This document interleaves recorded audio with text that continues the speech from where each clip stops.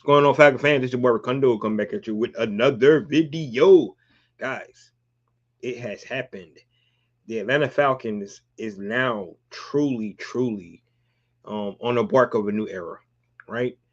They have completely clean house. We're going to talk about that today. We're going to talk about what actually really happened, for Arthur Blank to go down this road to go ahead and make this decision to clean house the way he did. And then we're going to talk about what's next for our Atlanta Falcons, moving into 2026. A lot to talk about. This offseason is going to be really interesting for our Atlanta Falcons. We definitely going to get into it. But, you know, we got to start off with we did beat the Saints twice this year, right? So, whatever happened, throughout the season, whatever, we can have some solace that the Atlanta Falcons now have a 2 series lead on the New Orleans Saints because we beat their butt twice this year. That game was exciting. It really was. Because it came down to the wire, just like the Falcons make it the fans stay in the stadium the whole game. That's what they do. They love to do that. I would say that for at least, throughout this regime, the entertainment piece to keep the Atlanta Falcons fans in the stadium the whole game, because we don't know they're gonna be able to pull it out or they're gonna be able to blow it, whatever something that's gonna happen. At least they keep the fans in the stadium the whole game. So shout out to that. But being the New Orleans Saints is what we like to see, right? That's what we're going to talk about. So we're going to get into, the whole cleansing house of, of this Falcon regime, from top to bottom. We got to talk about it, guys. I know a lot of guys, didn't expect to this level of cleansing that the Atlanta Falcons made, Mr. Arthur Blank. But I know a lot of people really thought about some changes that was going to be made, and that's what took place. They really had a lot of changes today, and we definitely is going to get in and talk about it. What's going on, Disney Zombie? Um, so before we do that, guys, if you have not already, go ahead and please subscribe to the channel. Please hit that notification bell so you're not dropping another video. Please hit the like button so I know you guys out here I talk about. Then please share my video throughout YouTube universe so more people can come hear me talk about. That's right, these Atlanta Falcons. Yep. So appreciate that. Appreciate the sub. Appreciate the sub. All right. So the first thing we're going to talk about today is, like I said, Arthur Blank clean house, guys. I mean, when I say he clean house, not just the coach, not just the GM, because we thought that it was going to be one or the other, right? It's going to be either Terry Fontenot, because that's what we've been hearing. Terry Fontenot been here since 2021, had the 5-year period to be able to try to fix this Atlanta Falcons team to get into playoffs. 2 head coaches, and now the moves he made from bringing players, you have to tip your head off to that, especially the last 2 draft classes. Been stellar. All his first round picks has really been good. Let's just be honest. He has hit on all his first round picks. Starting with Kyle Pitts. Kyle Pitts had a pretty good year this year. Everybody thought, that he had missed, but I feel like Kyle Pitts, potentially going to get paid somewhere this year. Hopefully, he'll be back with the Atlanta Falcons. I think they need him on this team, so they might need to look into that. But Kyle Pitts, to the Drake London, to the Bijan Robinson, to Michael Penix, the jury's still out on him, but I love all their first round picks. I really do. And to the Jalen Walker, to the James Pierce, right? Moving back into the first round to grab those guys. Grab those guys. And then, adding that trade, getting Xavier Watt into that as well. That, that's going to be an underrated part of this whole trade scenario, going James Pierce Jr., but getting Xavier Watt, I think, besides the linebacker out of Cleveland, right? Because he had a really good season as well, being a rookie. James Pierce Jr., man, he should be right there being defensive rookie of the year, along with Xavier Watt. So out of the top 3 rookies of the year, like I said, it's a one linebacker out of Cleveland, Schwarzenegger, whatever his name is, and then James Pierce Jr. and Xavier Watt should be our top 3 defensive players and rookies of the year. I'm just throwing it out there. Somebody else got some other um guys that played well better than those three guys, let me know. But those three guys should be, consideration for defensive rookie of the year, without hands down, 100%. So, um, like I said, you go look at the moves that Terry Fontaine made. Now his second round picks has not panned out, right? Matthew Bergeron, he's okay, solid, right? But you can look at a guy like Armor Ebiketie, you look at a guy like Richard Grant, you look at Troy Anderson, like D'Angelo Malone. None of these guys really panned out for us, right? Just go look at his second round picks. The later rounds he did a little bit better. You go to get a guy like Tyler Algier, Billy Bowman, like I said, Xavier Watts, right? So you know Terry Fontenot, movement on personnels has been a mixed bag. It really has. Get a guy like Brandon Dorlus, Ruko Roro, look like those guys gonna be really good. Zach Harrison's gonna be look like he's gonna be really good. So the Atlanta Falcons, under Terry Fontenot, has built a nice young nucleus of players. That the new head coach and GM will have something to work with. Just go ahead and be honest about that. This is a talented team, and that's one of the reasons why it's so frustrating, that this team has not been in the playoffs these last two seasons. Just to be honest with you, especially in the NFC South, where it's so winnable for the Atlanta Falcons to get there. So, but Terry Fontenot seen the door. Um, you look at his free agency moves, bringing in a guy like Jesse Bates, David Amiyata, um, Caden Ellis, all those guys been really good. Divine Diablo, who just brought in. You look at those moves that he made. Leonard Floyd this year, really played a pivotal role, in grooming those young pass rushers that we had. So you love the movements that he's made. Like I said, from the roster build, but it just wasn't enough. And he's a product of, just not having the coaches here to get the job done. So he's pretty much, time ran out on Terry Fontenot, to say the least. That's why he's out the door. Raheem Morris, um, I said it. I said it on other videos. He done it to himself. The fact that he decided to bring in two coordinators that had never called plays before, um, really hurt him the most, right? If you go look at last year, defense did not live up to par, and he made the defensive change to bring in Jeff Ulbrich this year. Zach Robinson just was not able to get it done. It's just that simple. So Raheem Morris kind of did to himself, right? Um, Winning 8 games back to back seasons where he started, and this is where you know people is looking like he should have had a third year.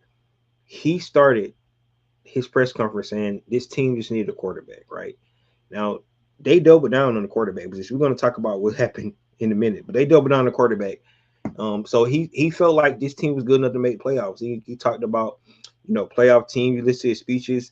We're going to outrun the South, all this good stuff, and he under delivered. It's just as simple, right? Nobody cares about the last 4 games of the season. Yes, it was exciting to see those guys win, but the Atlanta Falcons was already eliminated, and then they decided to win games, right? You lose to the New York Jets, man. That should be an indictment itself. Um, that team is bad. It really is. And the Atlanta Falcons lost to that team.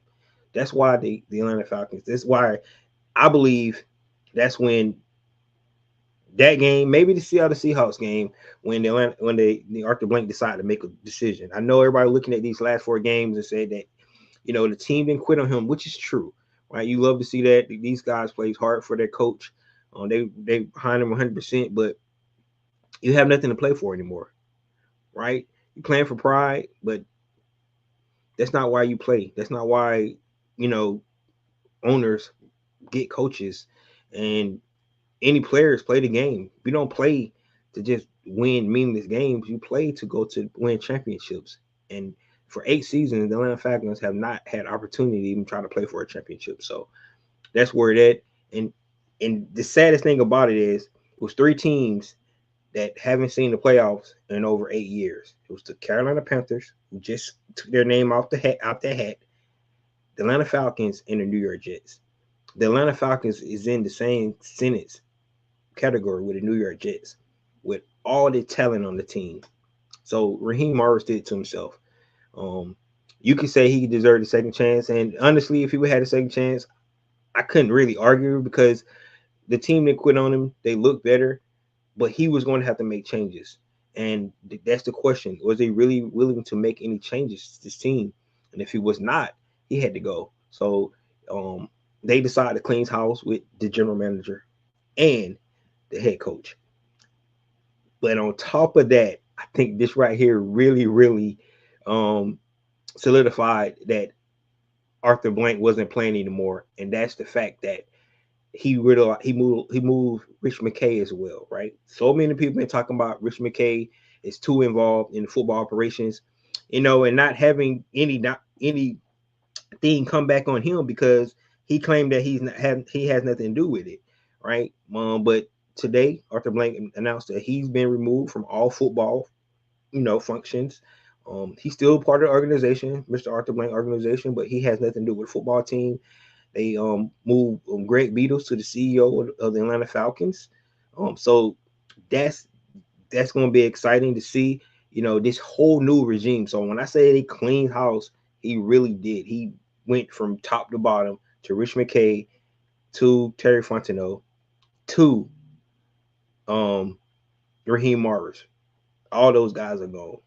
So the Atlanta Falcons will really truly have a new leadership structure moving into the 2026 season. It's a done deal. It's 100% the way it's going to be. They have they have decided to make a move. I think this is a really really big important move. This is one of the inflection points into an organization if you look at it, because I think this first time in a long time, um, the Atlanta Falcons decided to make a move where um, took all feelings out. I think that Raheem Morris, Terry Fontenot, and even per se Rich McKay, all those guys are really well respected in the organization. I think Arthur Blank has no ill will with those guys. I think um, he really liked those guys a lot. But this was completely about trying to bring the Atlanta Falcons to a point where they can call themselves a sustainable, winnable franchise instead of continuous mediocrity and what we've been seeing over the years. 8 seasons, like I said, New York Jets 10 seasons, the Atlanta Falcons 8. Carolina was 8, but now guess what? Carolina is just punched their ticket in, thanks to us, of course. But we can't be in the same sentence with the New York Jets. So um, Rich McKay's out. Terry Fontenot's out, Raheem Morris out, and Atlanta Falcons are starting anew, completely starting anew. That's what you like to see. Hey, we're gonna see what happens in these next coming weeks. I think Mr. Arthur Blank do have a press conference on Thursday, so we can't wait to stand by to hear what he has to say. Um, and we're moving forward, man. That's what we gotta like. Definitely want to hear from you guys' opinion. I think most of us felt like one of those guys was going to be out the door. I think a lot of us felt like it was going to be Raheem Morris more than Terry Fontenot. On the reports, were saying it was more likely Terry Fontenot than Raheem Morris, right? But at this say doesn't matter. They both gone along with Rich McKay. Rich McKay he's still in the organization, so still probably have Mr. Arthur Blank ear. He's still on the part of the competition committee for the league, so he's still in there somewhere, but they wanted to stop blurring the lines, and he does not have the title of CEO anymore. It belongs to Greg Beadle, and that's just where it lies. I'm pretty sure he still is going to be in Mr. Arthur Blank's ear about certain things, and Arthur Blank is going to get his counsel, but at the same time, um, his title is nowhere near the Atlanta Falcons football organization, which that's what a lot of people wanted to hear. And I think the Atlanta Falcons can now have new eyes in there. Of course, we know they brought in 2 consultant agents, one for the head coach hire and one for the GM hire, right? So, and that's why I believe totally that the Atlanta Falcons decided to make this decision way before this four game winning streak. All right, I think the 4 game winning streak could have changed with Arthur Blank mind, right? If you guys looked at he gave Raheem a big hug right after the game, right? It's total respect there. I think they really like Raheem. I really think they really like Terry. But at this point in time, it's not about likes. It's not about feelings and things like that. Which is this affect a lot of families, man. They really do. Right. This is not a good day. That's why they call it Black Monday, because it's really tough for a lot of coaches and especially front office people who got to uproot their families and start over somewhere else. I mean, kids that was in school, you think about a guy like Terry Fontenot been here 5 years. His kids have grown up here, right? Um, so it's tough, man. But at the same time, you got to make decisions, and that's why you got to respect this decision by Mr. Arthur Blank, because he's tired of just barely making it, right? The biggest question is why? Why was the Atlanta Falcons so inconsistent throughout this season? The last two seasons, right? They play a game like they played against the Buffalo Bills. They play a game like they played against the Los Angeles Rams, right? They play a game like they played against the Minnesota Vikings. But then you go out and play games like you played against Carolina in Game 3, like you played against the New York Jets, right? Those games, you just can't understand the vast difference of how these teams look, and you have to make a decision. You got to figure out what's the root cause, why this team can't seem to find the the foothold in being one of the teams. You look at a team like the Pittsburgh Steelers, and people want to say they haven't won in a while, which is true, but the fact that that coach always get his teams to play for the tournament, and because you never know what's going to happen, you have to get yourself in the tournament, man, to try to compete for a championship. And for 8 seasons, Atlanta Falcons haven't even got there. So, whatever you want to say, that's the gold, right? If nobody expected Atlanta Falcons to win the Super Bowl this year, but just to get in the dance, and then all bets are off at that point, that's what you want to see. And at this point in time, it's what it got to be. So look at some of these comments here. Um, Judge said, "What's up, Rakunda? Maybe I might get my wish." Kubiak. We're going to talk about what's next in a minute, John. So you might get your wish. You 100% right. I'm not necessarily happy with Terry gone, as he brought in great talent. Unfortunately, Raheem got him fired, which sucks. See, and like I said this earlier, Terry Fontenot is definitely a victim of the coaches he had during this regime, right?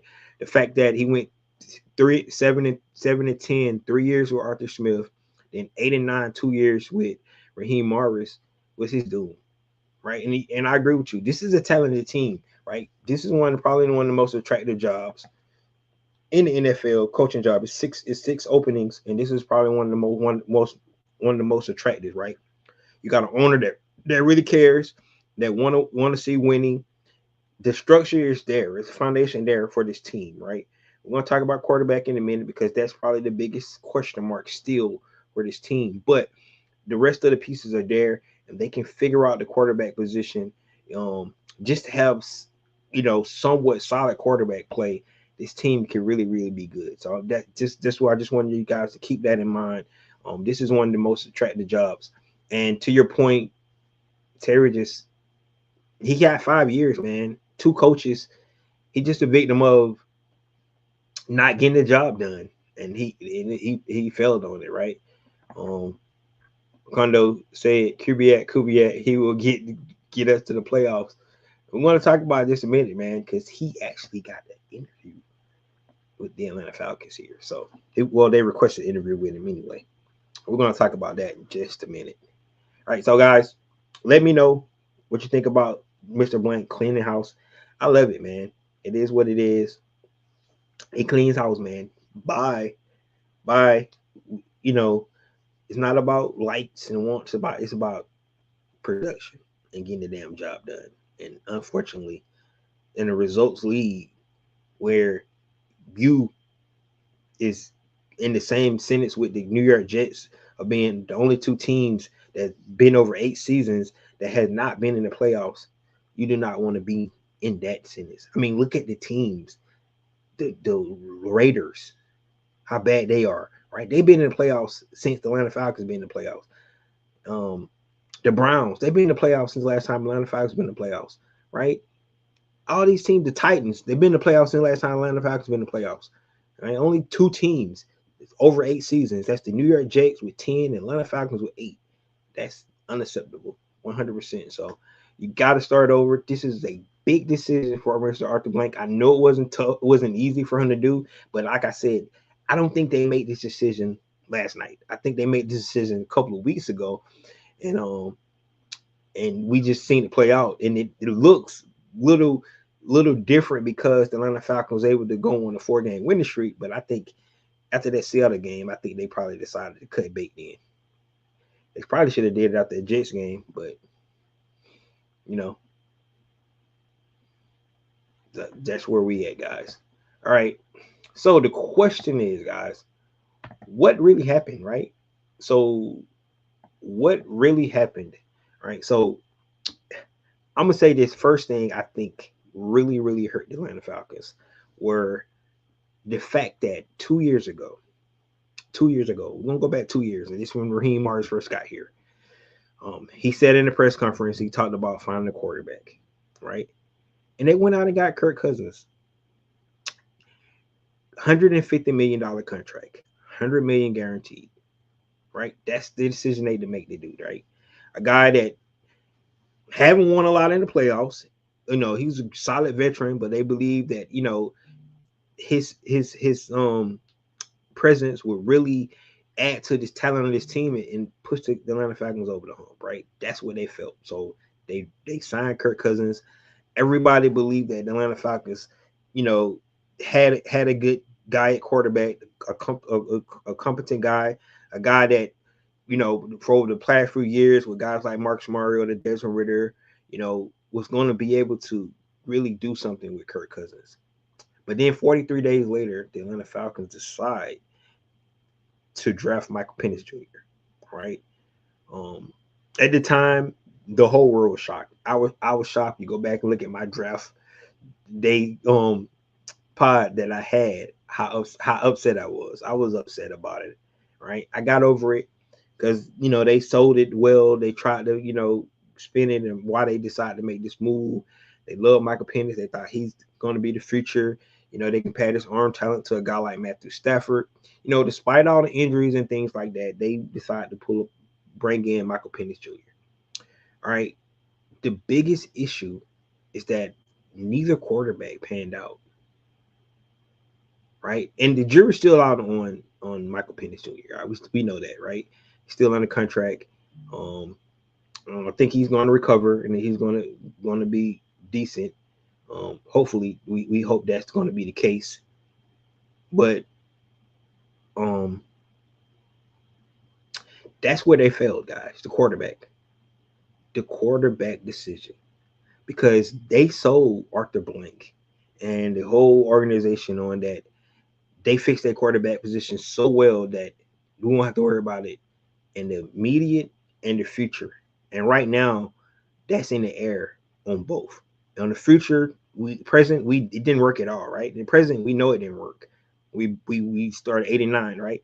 Kirk Cousins come in, coming out that Achilles injury, started off good. 6-3, guys.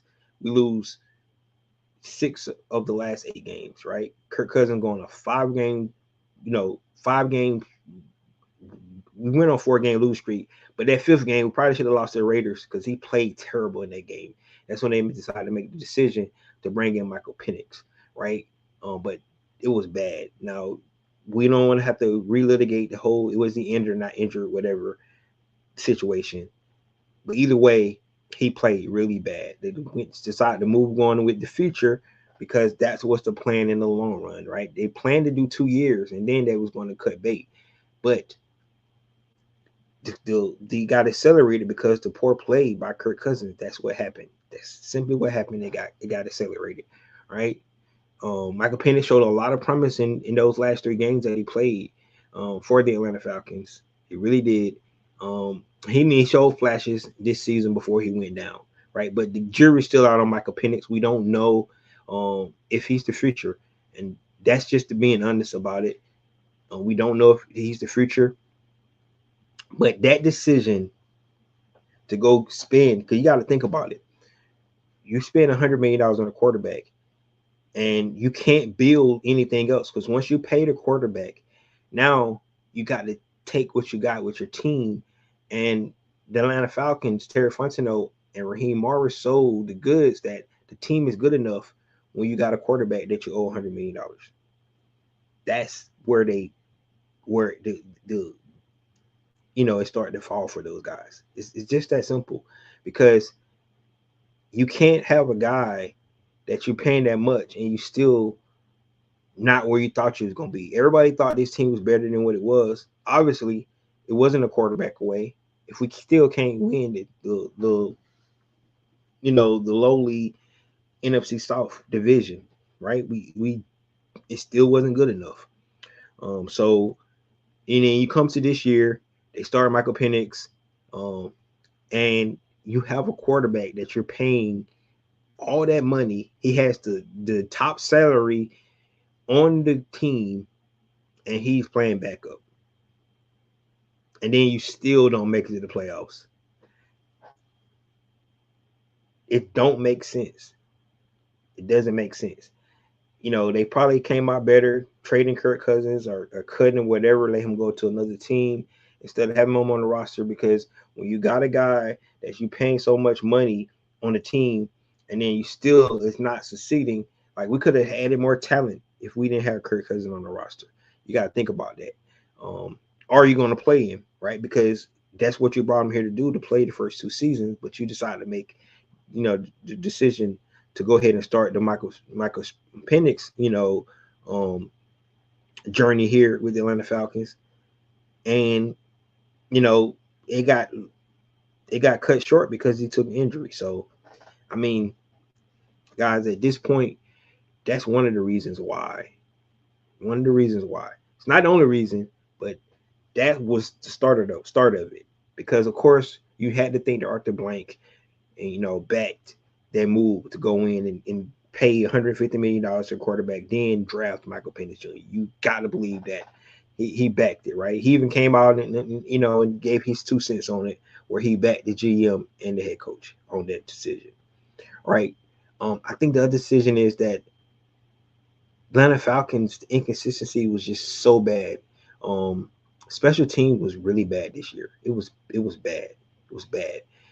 You get rid of your wide receiver coach after week 3, right? The receiver core did not improve. After that happened, it did not. Drake London was having a historical year. That was it. So doesn't you have to explain that you got rid of the guy that was your third leading receiver last year in Ray McLeod. So you had some turmoil within the locker room. You had 3 kickers that was on the team. So special team was inconsistency. And then last but not least, the offensive side of the ball was just not good enough, right?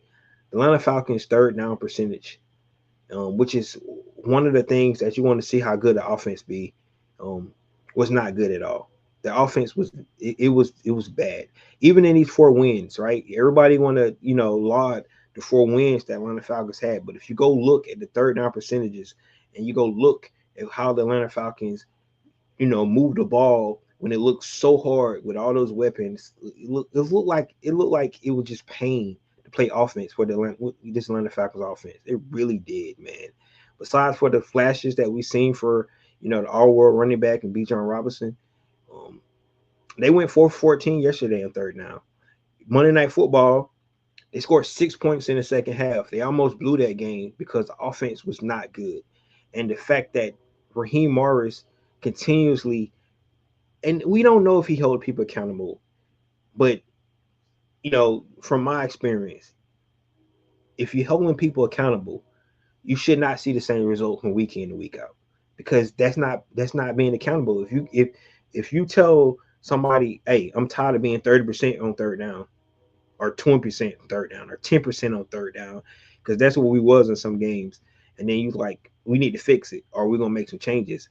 But every week in and week out, the same thing, and no changes are made.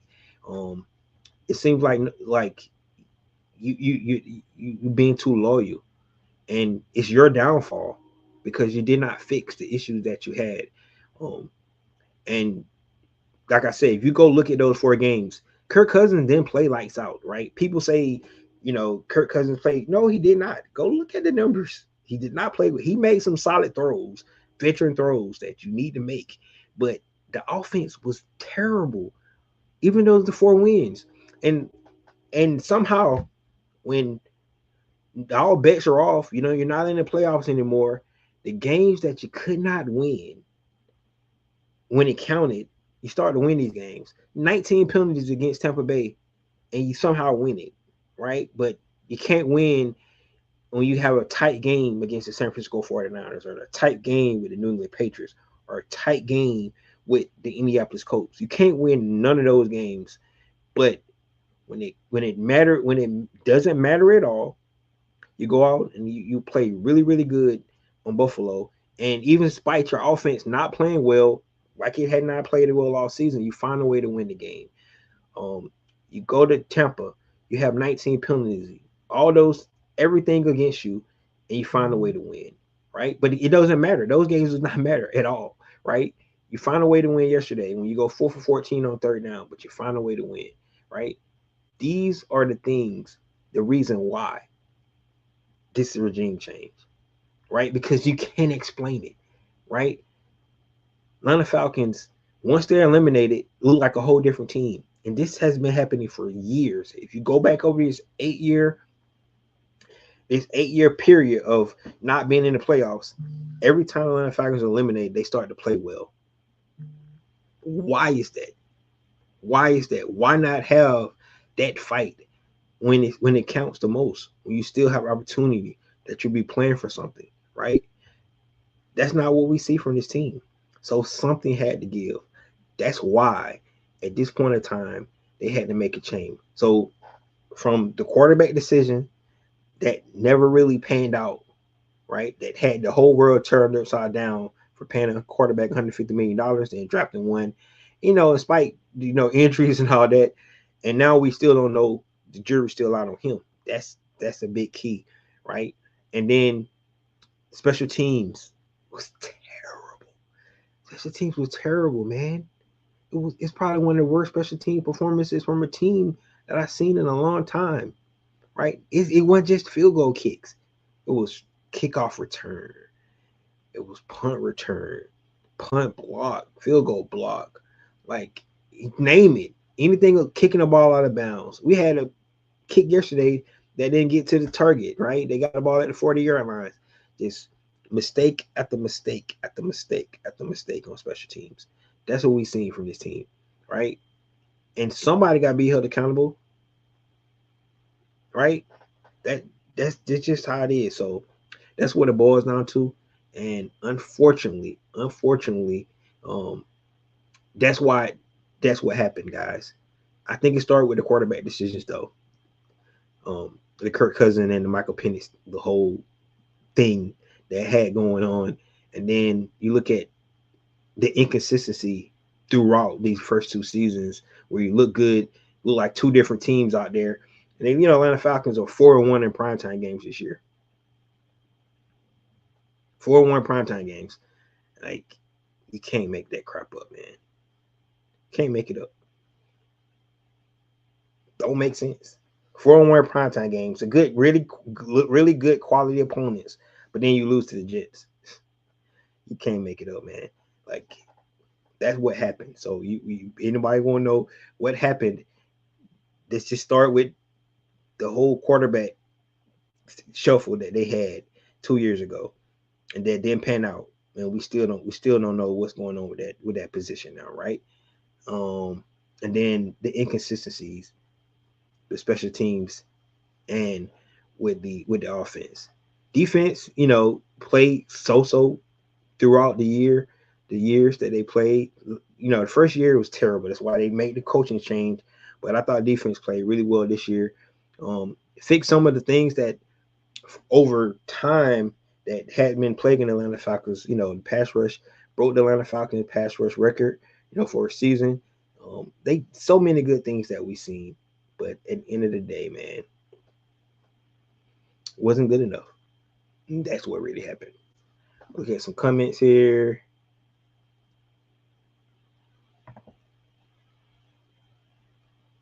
My only fear that moves like Clear House potentially losing players and coaches.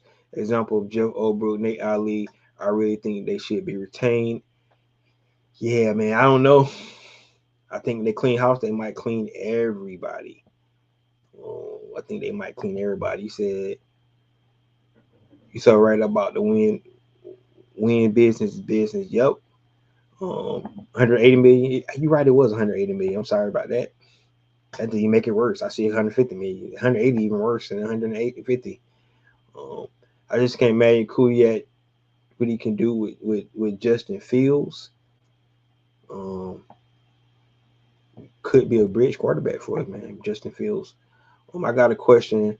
I don't know if it's for me, but one page told me that Phillip Rivers, opinion head coach for us, but I hope that's not going to happen. It's just the media pages. I don't know. I'm gonna tell you about it in just a minute. I'm gonna tell you about the coaches that we have really got. That the Falcons had asked to interview. So we're gonna talk about those coaches. I don't know about Phillip Rivers though. We'll have to see. You're saying Blank knew he was firing Morris and Terry for some time. It could have been the loss to Miami. I think it was either Jets loss or the Seahawks loss. That's what I believe it was. I think when we got eliminated, I think that was the Seahawks, if I'm not mistaken. But I think that's when he decided to go ahead and make that decision to cut bait. So, all right, let's go, guys, to what's next. Right. So, from cleaning house to what really happened to what's next. All right. So what's next? So I mentioned earlier that the Atlanta Falcons hired two consultant agencies, Sportology and I can't think the other one was, to bring in to look for a new head coach and new GM. Right.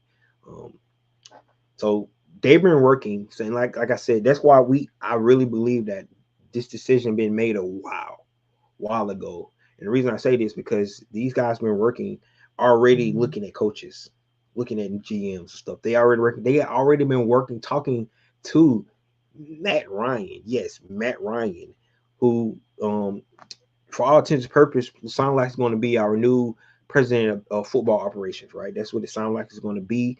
A guy that's going to be over the GM and the head coach coming in. Now the question is, if people say, well, he don't have any experience doing that, but he does have football experience, guys. He was the captain of a team, the CEO of a team for 14 years, and he knows, you know, probably know defense is better than most, right? Of course, he knows offense. We know that. Um, he understands what it needs to take the win, right? And then the biggest thing is um, he's Atlanta Falcon royalty. So bringing a guy in who we know for a fact that cares about what's going to happen to this organization. And then if you look at the track record of some of the other players that came into doing some of the same thing. Look at the guy down in Jacksonville. Look at what the Denver Broncos did with John Elway. Look at that. I like what John Lynch, think about a guy like John Lynch, what he was able to do with the San Francisco 49ers. You see where, football guys come in with not that much experience, comes in and they be able to put their expertise where they do know. Now he's definitely probably not cap savvy and all that stuff. So you're gonna put the right people, cap people around you, and all those good things to come in to make sure that you put your good scouts and all that stuff in to be able to identify talent. All that stuff is going to be put in place. But being in charge to make sure that the Atlanta Falcons is putting itself on the right track, right? You think about it. You move Rich McKay out the way. You bring you up, you promote Greg Beatles to CEO, You bring in a guy like Matt Ryan, who's gonna be somebody that's wanted to see the Atlanta Falcons succeed. Like I said, um, he's Atlanta Falcon royalty, right? That's who he is, Matty Ice. We know that. Bringing in. If you listen to him talk and what he sees and how he thinks something can be, we know for a fact um, he can help with the he can know for a fact that he can help with the quarterback situation. So, I like this idea. He's not going to be the GM. He's not going to be the head coach, right? He's going to be somebody to come in and oversee just the operations of the football team, and they are going to report to him. That's the plan right now. According to what we've been hearing, it has not been definite yet, but it sounds like it's 90% to 95% where he's going to be the guy, right? These two, you know, you know, teams coming in, consultants coming in to help find the GM, help find a head coach. They already been at work, guys. We already heard today that the Atlanta Falcons have requested to talk to Clint Kubiak. John Moreno finally gets his guy, man. He's been talking about Clint Kubiak for like 2 years, maybe even more, right? But he's been talking about it. So, John, when I seen that Clint Kubiak was going to get opportunity to interview for this Atlanta Falcon job, I thought about you. I'm just going to be honest with you. I was like, man, you finally got your guy. I mean, this guy here, if you look at what the Seattle Seahawks was able to do this year, bringing in Sam Darnold, um, really being one of the best offenses in the league, and bringing in those principles from his father, Gary Kubiak, that was with the Denver Broncos. If you guys remember, that won the Super Bowl and um, played up under Mike Shanahan. So this is the Shanahan tree. That's what this is, 100%. Um, it's closer to the Shanahan tree than when we had with Zach Robinson, right? Because Zach Robinson is more of a Sean McVay tree. This is right here is more closer to a Shanahan tree. Now Clint Kubiak was with the Minnesota Vikings, so he do have ties with Kirk Cousins. You go look at that offense. Before they decided to make a decision, he left there and he went over to um, the New Orleans Aints, right? Went with that team. Now that was Derek Carr last season, so you kind of take away from what he was able to do with the New Orleans Aints that season. But then if you go look what he had with the San Francisco 49ers, went to work with Kyle Shanahan, being the passing game coordinator for the San Francisco 49ers, having Brock Purdy there and those guys. He actually had his quarterback now, Sam Darnold, was the backup to Brock Purdy during that time. So he did have familiarity with the Sam Darnold, and you see what they was able to do with Sam Darnold and to lift his game up to make him play. Because a lot of people thought Sam Darnold was just done, man. Let's not forget he was a third round number 3 pick overall. Everybody thought he was out the lead when he's with New York Jets. But his career has been resurrected, man. And I think it started when he went to San Francisco to be under Kyle Shanahan, and was Clint was there, was being the passing game coordinator, right? I think that really helped. No, so he doesn't have a whole lot of coaching experience, but if you see what he was able to do with the offense, which I really believe that what's the Atlanta Falcons direction they need to go in. They need to be able to bring an offensive minded coach in, somebody that's going to be able to help with this young quarterback, because Michael Penix is going to be here for another 3 years, man. It's just the way it is. Now we don't know his health status and when he's going to be back on the field. So the Atlanta Falcons do have decisions to make at the quarterback position. One decision to make, whether to bring Kirk Cousins back. He does have 2 more years on the contract. All the guaranteed money is gone. But if the Atlanta Falcons do decide to pick up Kirk Cousins, I think that's $35 million on the book. If they decide to cut him post June 1 cut, it'll be 45 million cap space. That's probably what they need to decide to do. Those decisions will be made once they bring in a GM and things like that. But I think the first thing they need to decide to do is bring in a head coach that is going to be able to work with the quarterback. That's the number one thing, right? the direction of the quarterback. Do this coach believe in Michael Penix? Do they believe Michael Penix has what it takes? Does they see the same thing that Terry and Raheem seen in Michael Penix? Because you gotta believe that your head coach believes in your quarterback. That's just one thing, right? So if that's the case. I talked about being an attractive job. If that the new coach believes that Michael Penix can be a franchise guy, he's gonna love this job because he feel like he has his quarterback. He have the pieces around his quarterback. Now he just have to fine tune and do some of those things. So that's going to really, really be really key. Now the question is, somebody mentioned that Jeff Ulbrich and Nate Ali and those guys,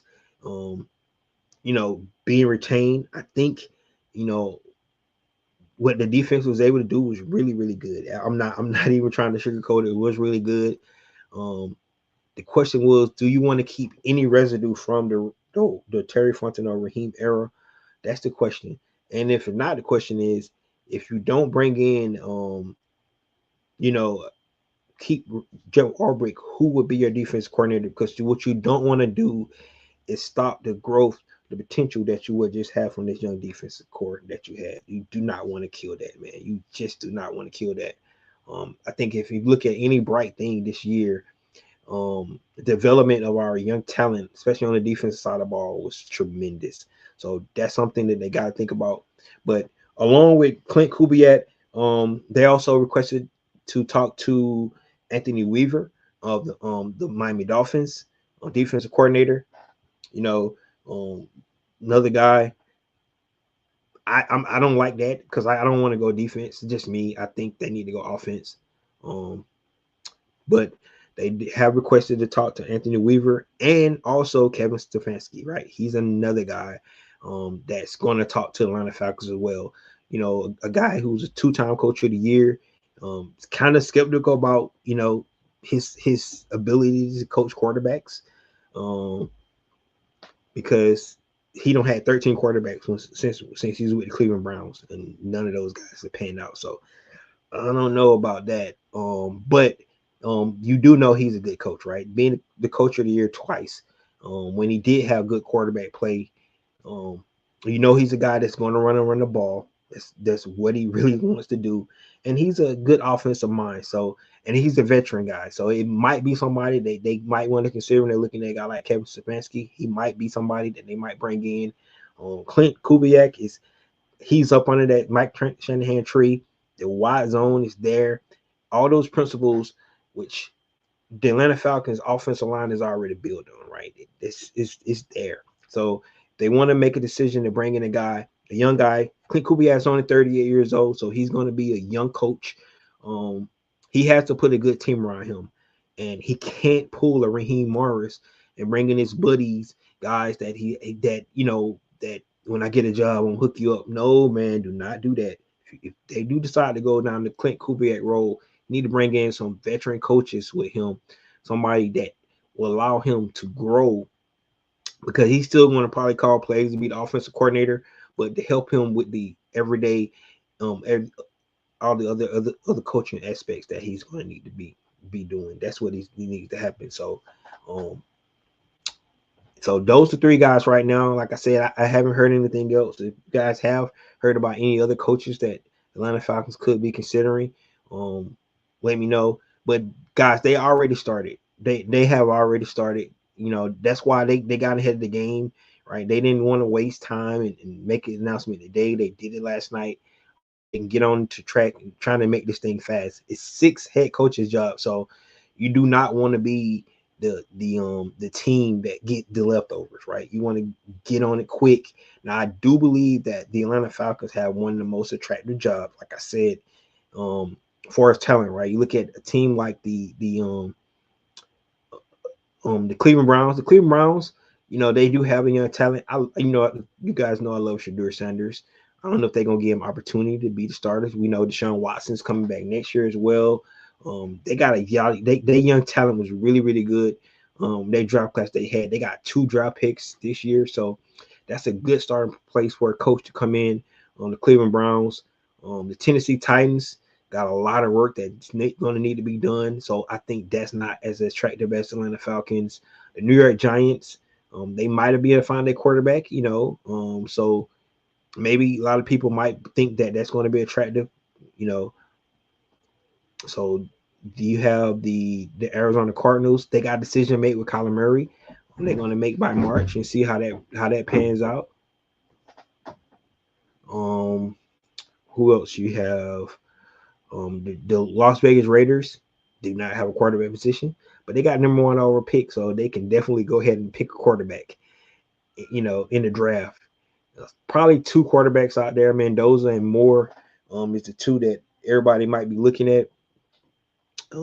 So if they like those, that's where they would go. And then new coach coming in, going to have a quarterback to start his tenure off with. So that's where it's looking. But I think Atlanta Falcons do have one of the most attractive jobs, man. Look at the talent that's on this team, which is why this decision was made, man, because the Atlanta Falcons is too talented. I mean, just listen to this. We got a player that went over 2,300 yards, right?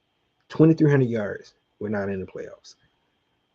We have a rookie that 10 and a half sacks, right?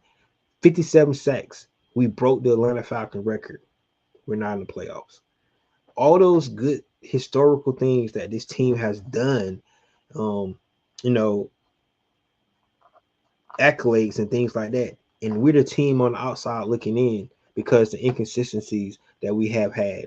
Like it's a shame, man, that the world won't get to see Bijan Robinson more, right? They got to see him 5 times this year on prime time, but seeing him in the playoffs, trying to play in the tournament would have been awesome. It would have been, man. It just would have been great to seeing that defense cut loose, and build on that sack total that they had. 57 sacks would have been great. That would have been really great for this team. So, it's so bad that it came to this. But the new coach coming in got a good team to start with. GMs, we haven't heard anything about GMs. I'm gonna leave that to all the football nerdy guys about the GMs, man. We did hear one about the assistant GM for the Chicago Bears have ties with Matt Ryan. That was out when Jay Glazer was talking about this whole report of Matt Ryan coming in as president. So that's one of the things you definitely could look at.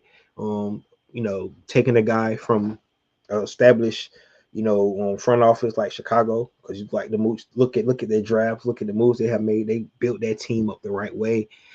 But these consulting firms is definitely going to help out with the organization. Is trying to bring in the right team, right? You want somebody to be aligned with the president, to the GM, to the head coach. That's what you want, right? You want somebody that's going to establish a culture here, and you want somebody to be able to hold somebody accountable. That's what you're going to be. So, if Clint Kubiak that guy, you don't know, maybe take something from his dad. It's time he spent with Mike Shanahan and the Shanahan guys. Maybe he is the right guy. We just don't know. But it's Kevin Stefanski that guy. We just don't know. Right? We don't know what the direction these guys are going to go in, but we do know that this is a big moment for the Atlanta Falcons. This is something that they got to get right. They got so many decisions to make. Once they do get a GM in, they got to figure out about Kyle Pitts. I'm gonna go ahead and throw my opinion out there. I think they should franchise Kyle Pitts until they come up with a good price for him. I don't think they should let Kyle Pitts out the door. I think he had a really good year. He almost had 1,000-yard receiving. I think he's a talent that you definitely want to keep on this team. I don't want to see him walk out the door. I think Kay Nellis and Kay Nellis want to see him back, but don't know who's going to be the new defense coordinator and how they want their linebackers to play. So that's going to be a big thing as well with him. But those two guys definitely want to see if the Atlanta Falcons decide to bring back. Of course, Tyler Algier, you don't want to keep him from getting his bag, though. So if a team will go out there and pay him big money to be their starting running back, you got to let him go, and do his thing. So that's going to be huge. But if Tyler Algier can come back, that would be great. But he won't be able to come back on the money that he wanted to come back on. So that's a big thing. So those are decisions that Atlanta Falcons. On Kirk Cousins, they got to make a decision on Kyle Pitts. They got to make a Senate decision on Kate Nellis, Tyler Algier. Those guys, I think is really pivotal to this team, right? Kirk Cousins, man, Kirk Cousins might be 38. I think the Atlanta Falcons should cut him, get more cap space, and bring in a bridge quarterback. That's what I think. And I think you got to find out what you got with Michael Penix, and that is the new coach, even like Michael Penix. So, like I said, it's a lot of unknowns right now. What direction this team want to go in, but we just got to see. Let's look at some of these comments down here. All right, let's go where we at.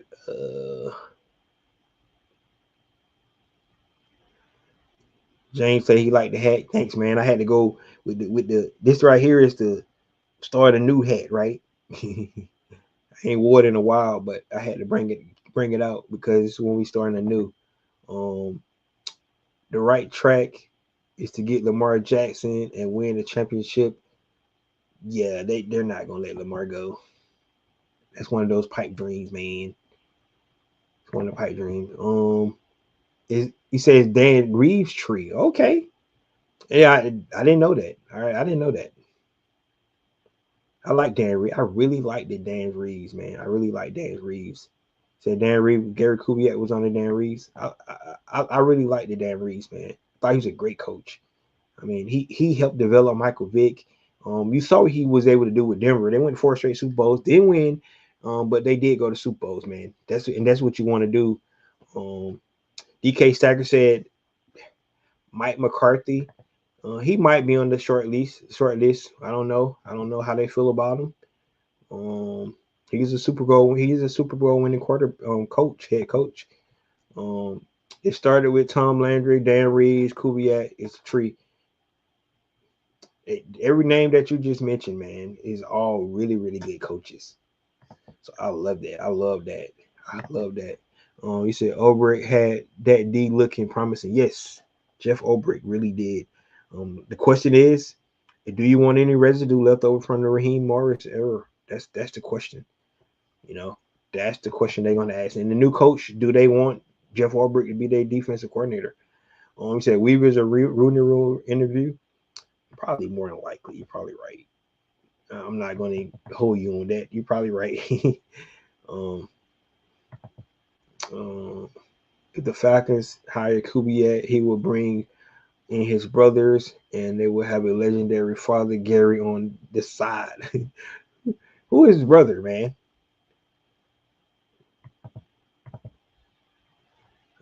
Oh, man, I'm finna hit this one. Don't say this. Tyler gone. Oh, yeah, he gone. I agree. I agree. I think Tyler's gone because I'm gonna tell you somewhere he would really be good. I hate to freaking do it, but Kansas City need a running back big time. I think Tyler Algier would be a really good running back with Kansas City, man. They need somebody that's gonna run down hills or hit those holes. I think that would really be good if he was to go somewhere like um with Kansas City. Get out of NFC at least, Tyler. Um San Francisco offensive coordinator is his brother. Oh, okay. So he bring your brother in. You got to give him a bigger role because he can't bring him in as OC because Kyle got him as OC. Kyle like you're not taking him. So, um, yeah, man, this is I think this is huge, right? I really believe that this is one of the big decisions um in a long time for this Atlanta Falcons. Matter of fact, this is probably one of the biggest decisions that Atlanta Falcons made since 2008, right? When they decide to um start over when the whole Michael Vick thing happened, and then they brought in Mike Smith. They went and got Michael Burner Turner, and then they drafted Matt Ryan, right? And if you go look at from 2008 to that 2017 season, Those are some of the best years in Atlanta Falcons history, guys. Those are some of the best years in Atlanta Falcons history, hands down. The 14 seasons Matt Ryan was quarterback is the best years in Atlanta Falcons history, hands down. It's just a fact, right? And so from 2008 to 2026, right now, um, this is another inflection point in this history. Decisions Atlanta Falcons make, um, you know, by the cleansing house and everything, the direction they go now could shape this team for the next decade, man. And hopefully they make the right decisions. I really do. I hope they make the right decisions. Um, but they got a lot of work to do. Um, what I do like about bringing in a new coach, the new coach get a new head start. They be able to start OTAs and training camp and all that stuff early because they got to put their systems in and stuff like that. So it's gonna be huge. Um, Decisions they make on quarterback is really going to be interesting. Where they go for this. Um, T. Alexander says his choice is Matt LaFleur. Yeah, if Matt LaFleur get fired, hell yeah, that would be great. Derek Kubiak, three sons, Clint, Clay, and Klein. They're all coaches. Man, I'm gonna tell you, John on it, man. He wanted the Kubiak Mafia to be in Atlanta. He wanted they want the Kubiak Mafia to be in Atlanta. Hey man, he might get your wish. We'll see. Kubiak has to have a good interview. Has to have a plan what he's going to do with Michael Penix. I think that's going to be one of probably number one questions for any coach come in. What you think about Michael Penix? If he's not your guy, what are your plans? You think moving forward with quarterback position? Those have to be the questions you got to ask because no matter what people say, quarterback's still the most important position in all sports. It is what it is. So um, you got to fix that position, right?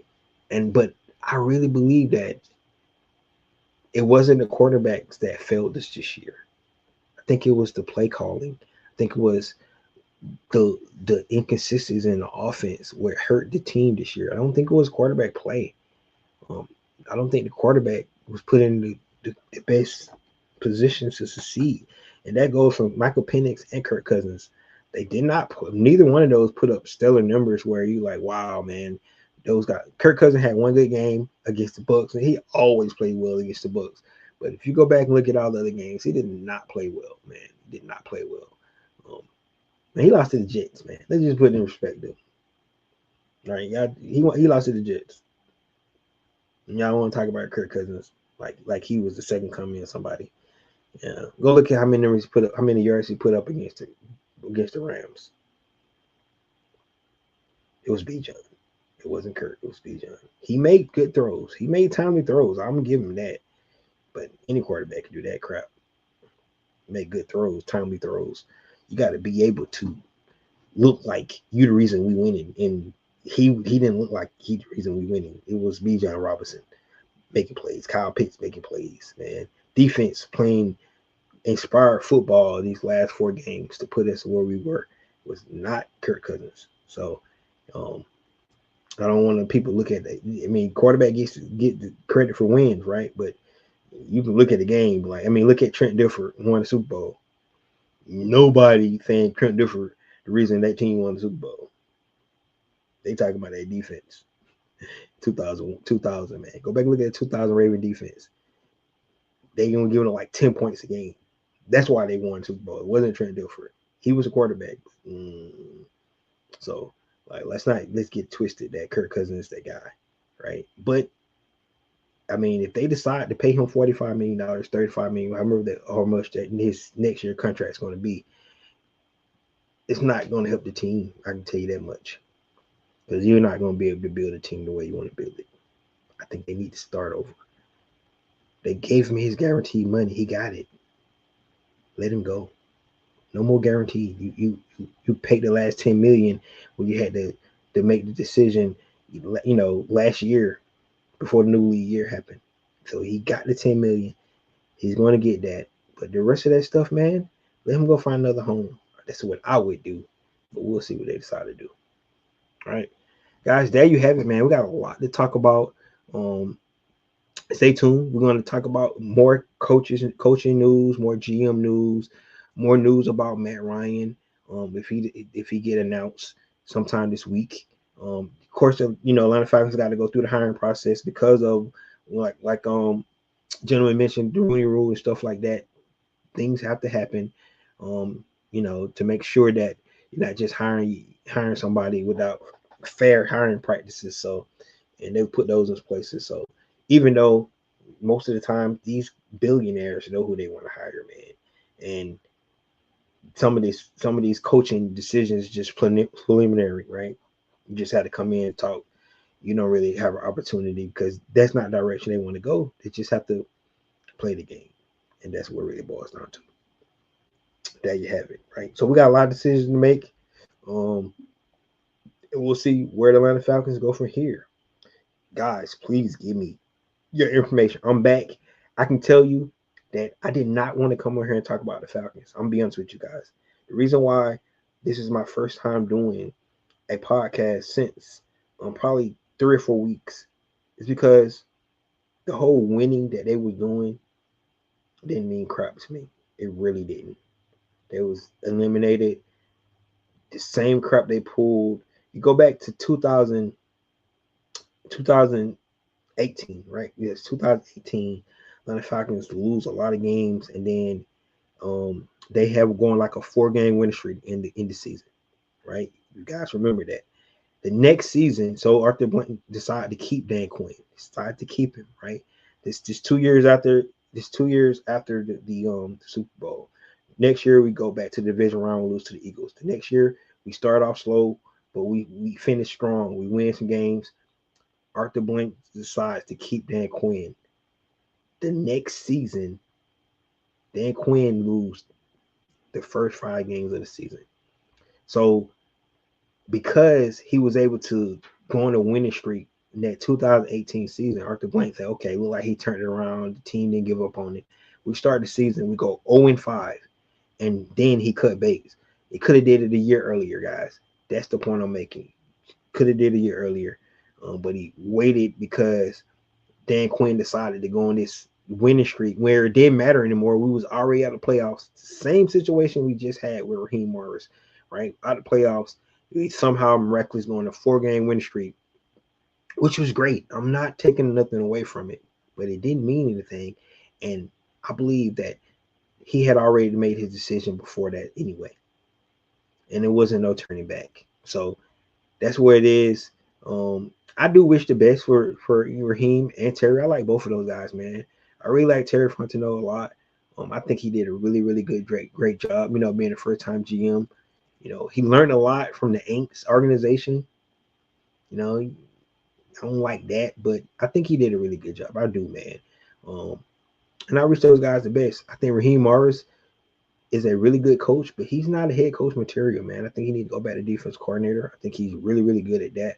And he's definitely going to get an opportunity somewhere in this league again, being a head coach. Him and, Terry, don't go back to the Aints, man, because we're going to hate you then. I'm just telling you that right now. Stay away from that team, right? Don't do that. So there you have it. Guys, this is your boy Ricondo coming back at you with another video. Peace.